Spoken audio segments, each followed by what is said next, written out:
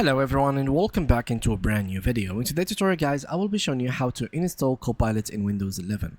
This is something that I'm gonna show you on Windows 10, but still the same thing apply on any Windows. So let's see how we do it. First of all, this is the app. As you can see, literally this is how you can find it, and this is where you can find the files, etc.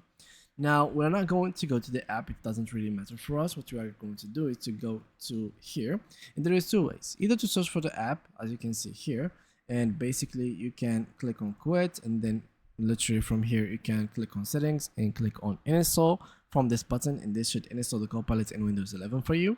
The other thing is to literally go ahead and go to here, C panel or control panel, and install a program, and then search for the actual program that you're looking for. So in this situation, we are looking for Copilot.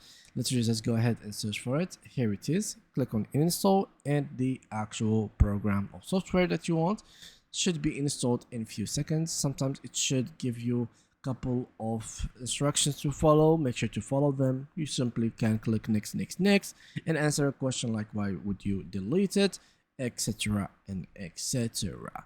And yeah, it's very simple guys. As I've shown you, there are several ways to delete it. This is the first one. Click on install, and the second one is basically by looking into the Copilot through here by clicking on Windows. Click on this arrow right here so you can reveal action list below, and basically click and install through this button, and it should be deleted, and you will get rid of the Copilot Microsoft. So it's very simple and easy. For phone users, you literally have to hold your click on the Copilot application and click on install like any other application. And yeah guys, that was it for today's video. Thanks a lot for watching, and see you guys in the next upcoming video.